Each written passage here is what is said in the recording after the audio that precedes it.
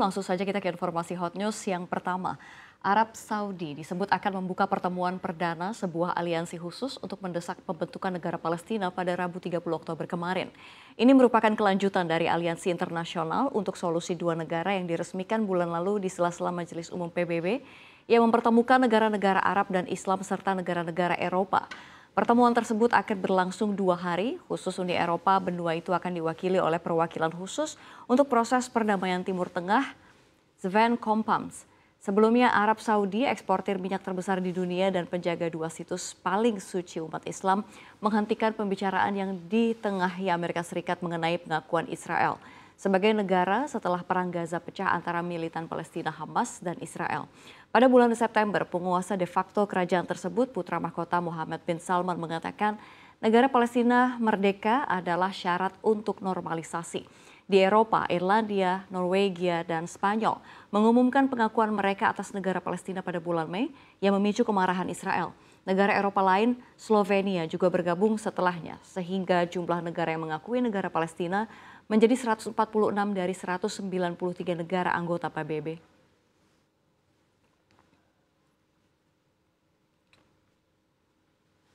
Kita ke informasi lainnya. Penyebab tenggelamnya sebuah kapal Angkatan Laut Malaysia di lepas pantai Johor pada 25 Agustus lalu telah terungkap. Angkatan Laut Kerajaan Malaysia TLDM menyebut kapal tenggelam akibat kesalahan navigasi dan usia kapal yang sudah lanjut.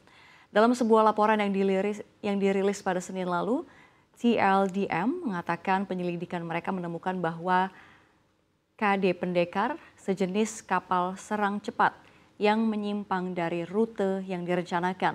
Hal tersebut membuatnya bertabrakan dengan Stork Reef.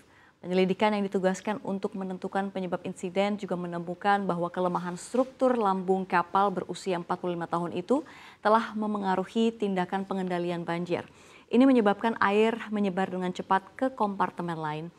KD Pendekar tenggelam di perairan lepas pantai Tanjung Penyusop yang terletak di distrik Kota Tinggi Johor. Kapal mengalami kebocoran sebesar yang dikatakan sebagai akibat dari menabrak benda bawah air. Seluruh 39 awak kapal berhasil diselamatkan dan tidak mengalami cedera.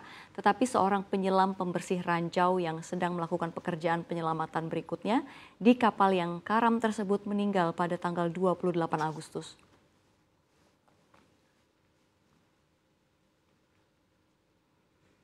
Kita ke informasi selanjutnya. Harga emas mencapai rekor tertinggi karena ketidakpastian seputar pemilihan Presiden Amerika Serikat mendorong permintaan aset safe haven dengan para pedagang juga menantikan data ekonomi untuk mendapatkan petunjuk mengenai arah kebijakan Federal Reserve. Berdasarkan data definitif pada awal perdagangan Kamis 31 Oktober, harga emas di pasar spot tercatat 2.787,14 dolar Amerika Serikat per troy ounce atau menguat 0,04% dari posisi kemarin.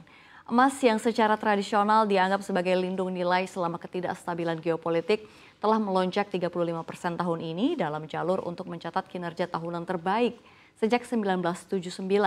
Suku bunga yang rendah juga mendukung rally ini.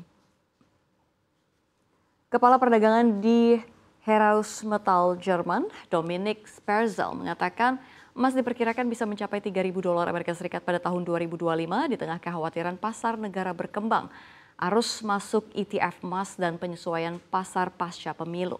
Para pembuat kebijakan Fed diperkirakan akan memangkas suku bunga sebesar 1/4 poin minggu depan.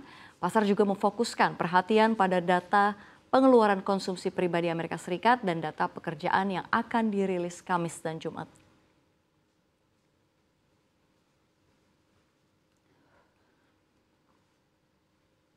Kita ke informasi yang terakhir dalam hot news kita pagi ini. Ribuan buruh kembali akan menggelar demo besar-besaran di Jakarta hari ini. Mereka akan mendengarkan langsung putusan Mahkamah Konstitusi soal gugatan Undang-Undang Cipta Kerja. Presiden KSPI Andi Gani Nenawea bersama Presiden KSPI Said Iqbal akan memimpin langsung aksi ribuan buruh yang akan mendengarkan langsung putusan MK mengenai Undang-Undang Cipta Kerja yang dibacakan pukul 10 waktu Indonesia Barat. Said Iqbal menyatakan rangkaian panjang aksi sudah dilakukan buruh Indonesia untuk menolak Undang-Undang Cipta Kerja yang dinilai sangat merugikan buruh dan masa depan buruh. Tak hanya itu, di dalam persidangan MK, kuasa hukum buruh juga sudah memberikan dasar argumentasi yang kuat untuk gugatan tersebut. Para buruh pun memiliki keyakinan yang sangat kuat Majelis Hakim MK akan memutuskan dengan seadil-adilnya dan perjuangan panjang buruh tidak akan sia-sia. Iqbal mengaku Undang-Undang Cipta Kerja sangat dirasakan dampaknya merugikan buruh dan juga masa depan buruh Indonesia. Iqbal juga berharap aksi yang dilaksanakan ini berjalan dengan damai di seluruh Indonesia.